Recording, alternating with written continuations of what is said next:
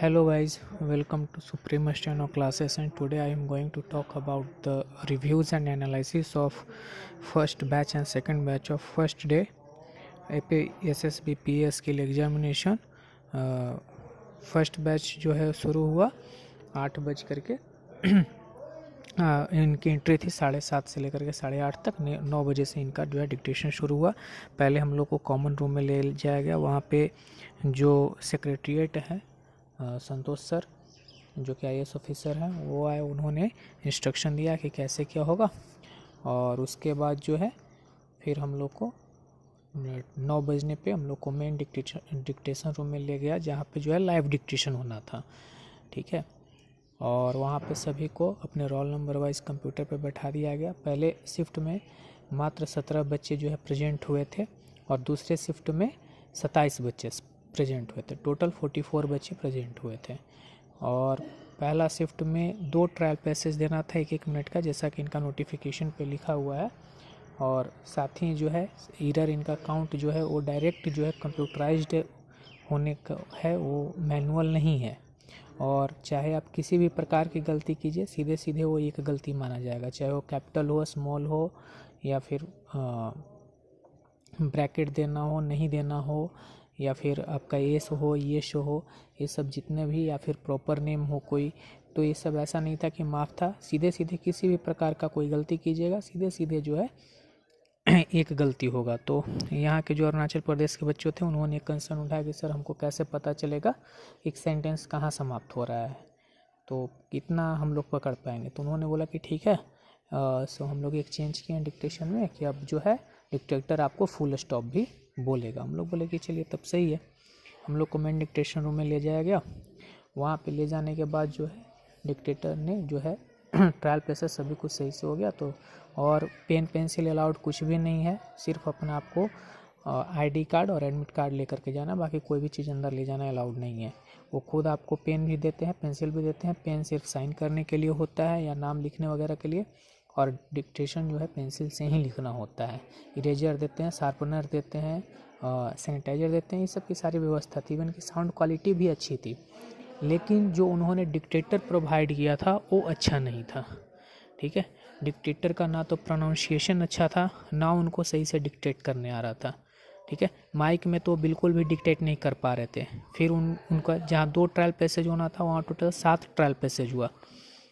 3 तब हुआ जब वो लाइव विदाउट माइक भी सही से डिक्टेट नहीं कर पा रहे थे, वो लग रहे थे कि वो अपने आप में पढ़ाई कर रहे हों।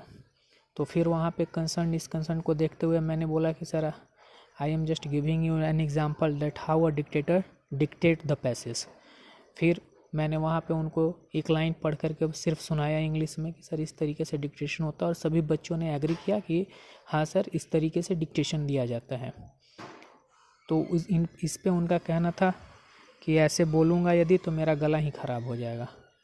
मतलब ये, या तो एग्ज़ाम जब नहीं लेना होता है तो सीधे सीधे बोल दो भाई कि एग्ज़ाम नहीं लेना है।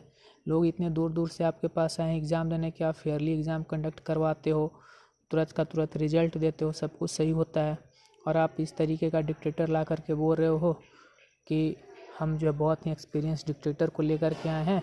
और हम लोग को डाउट उसी समय हुआ था जब 5 मिनट इंस्ट्रक्शन में संतोष सर ने बोला था कि मैंने उन्हें 80 WPM पे डिक्टेट करने के लिए काफ़ी प्रैक्टिस करवाया है, ताकि वो इजीली 80 WPM पे डिक्टेट कर सकें।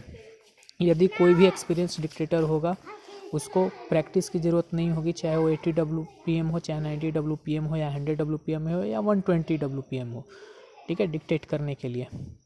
उसके बाद जो है काफ़ी संतोष सर भी वहाँ पे मौजूद थे, जो सेक्रेटरीट खुद हैं APSSB के, वो मौजूद थे। उनकी मौजूदगी में मैंने बताया उनको कि सर इस तरीके से होता है। संतोष सर ने बोला कि ठीक है, इम्प्रूव करने का कोशिश करेंगे। उसके बाद 2 और ट्रायल पैसेज हुआ जिसमें भी कोई इम्प्रूवमेंट नहीं हुआ।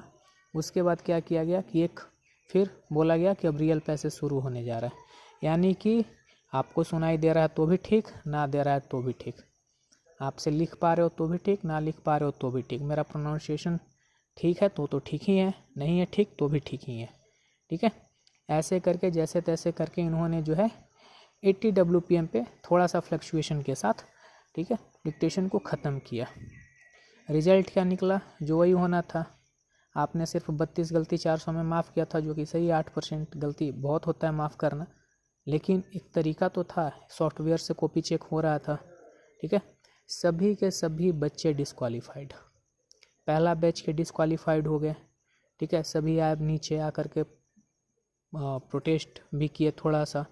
ठीक है, संतोष सर है, वो बोले कि हमें वो बहुत दिन से एक्सपीरियंस है इस मामले में और वो काफ़ी अच्छे हैं, काफ़ी अच्छे से उन्होंने प्रोनाउंसिएशन भी किया और डिक्टेशन भी दिया उन्होंने, और उनकी आवाज़ जो है हेयरेबल थी। जबकि वास्तविकता यही था कि सभी बच्चे उनके एकदम नज़दीक आकर के बैठ गए थे अपने अपने सीट छोड़ करके, ताकि उनको आवाज़ सुनाई दे, लेकिन फिर भी आवाज़ नहीं सुनाई दी। उन्होंने इंक्लूसिविटी एक वर्ड आया था, उन्होंने उसको पढ़ा था CBT। एक वर्ड आया था इंश्राइंड, उसको उन्होंने पढ़ा था एंड साइन। इस तरीके से उनकी प्रोनाउंसिएशन थी। मैंने संतोष सर को ये भी बोला कि सर सभी के सभी बच्चे तो डिफ नहीं होंगे ना, ठीक है एक आध दो हो सकते हैं, ठीक है एक आध दो की प्रैक्टिस नहीं होगी। जो सर 3 साल 4 साल से मेहनत कर रहा है इस फील्ड में, वो भी 80 WPM के लिए, जिसकी स्पीड 100 से ज़्यादा है। इवन कि वहाँ एक लड़की आई हुई थी जो कि ईटानगर में कोर्ट में जो है SPA है, वो भी आई हुई थी देने, वो फेल कर गई। ठीक है, और भी असम से बच्चे पहुँचे हुए थे, गुवाहाटी से बच्चे आए हुए थे। कोई भी सेकंड बैच हम लोगों ने फिर प्रोटेस्ट किया। संतोष सर का कहना है कि नहीं, हमने एग्ज़ाम जो है बहुत ही फेयरली एंड नीट तरीके से कंडक्ट करवाया है, उनका इस पर यही रिस्पॉन्स है। इसके बाद जब सेकंड बैच के बच्चे निकले, सब बच्चों ने कहा कि नहीं, इस तरीके से इनको एक भी PA मिलने वाला नहीं है। और यही मैंने भी संतोष सर को कहा कि सर यदि आप इस टाइप के डिक्टेटर्स के साथ और इस तरीके के सॉफ्टवेयर के साथ यदि आप PA को खोज रहे हैं तो फिर सर आपको मिलना मुश्किल है। ठीक है, यहाँ की वो जो लड़कियाँ 2-3 थी यहाँ आंध्र प्रदेश की, वो काफ़ी ज़्यादा इमोशनल भी हो गई और उन्होंने काफ़ी कुछ कहा कि आप 3 साल से हमारा एज बर्बाद कर रहे हो, ये कर रहे हो, वो कर रहे हो। लेकिन उनके कान पे एक बोला जाता है कि जूं तक न रेंगना, वो हुआ है। ठीक है, और पैसेज जो आया था, एक्चुअली पैसेज ऐसा कोई टफ पैसेज नहीं था। मैं बार बार बोल रहा हूँ, कोई टफ पैसेज नहीं था, ना तो फर्स्ट बैच में था ना तो सेकंड बैच में था। फर्स्ट डे का दोनों ईजी था। फर्स्ट बैच में आया था आज़ादी का अमृत महोत्सव पे, जो कि बहुत ही अच्छा पैसेज था। इसके वर्ड्स काफ़ी ईजी थे, लेकिन यदि वर्ड्स सुनाई दे तब, आप जब सुन ही नहीं पाओगे तो लिखोगे क्या। और इसके साथ यदि मैं बात करता हूँ सेकंड बैच में, तो सेकंड बैच में आया था कि 1950 में जब कॉन्स्टिट्यूशन 26 जनवरी 1950 को कॉन्स्टिट्यूशन कैसे कैसे लागू हुआ, क्या क्या हुआ, इस बारे में आया हुआ था। 400 वर्ड्स का था। डिक्टेशंस बहुत ही ईजी थे। ठीक है, एक में प्राइम मिनिस्टर स्पीच था जो कि ईजी स्पीच था, और एक में लगभग कैलाश चंद्रा के जैसा था, पार्लियामेंट्री स्पीच था, और जो कि बिल्कुल सही था। बट वही है कि आप जब सुन पाओगे तभी लिख पाओगे। अगले डिक्टेशन की जो है डिक्टेटर की जो है प्रोनाउंसिएशन सही रहेगी, तभी आप जो है ट्रांसक्राइब कर पाओगे उस चीज़ को लिख करके, अदरवाइज कुछ नहीं होने वाला है। तो इस तरीके से पूरे का पूरा जो है ये मामला झोल जा रहा है APSSB में, और समझ में नहीं आता है कि आखिर क्यों जो है एक अच्छे पद पे रहते हुए सभी जो है बच्चों की ज़िंदगी के साथ खिलवाड़ कर रहे हैं। ये काफ़ी ज़्यादा ही था। टोटल 2472 बच्चे अप्लाई किए थे, जिसमें से ठीक है आप लोग प्रेजेंट काफ़ी कम हो रहे हैं, बट जितने भी हो रहे हैं आप सही से एग्ज़ाम तो कंडक्ट सही से करवाते, फेयरली एग्ज़ाम कंडक्ट करवाते। तो देखिए क्या होता है। ऐसे हम लोगों ने ऑनलाइन प्रोटेस्ट करके मेल करना शुरू कर दिया है, साथ ही हो सकता है तो फिजिकल प्रोटेस्ट भी जा कर के बच्चे करेंगे वहाँ पे। जो भी अपडेट मिलेगी आपको मैं जानकारी देते रहूँगा। Thank you for watching this video, and if you like that I give you more dictation, so don't forget to like, subscribe, share and comment. Thank you.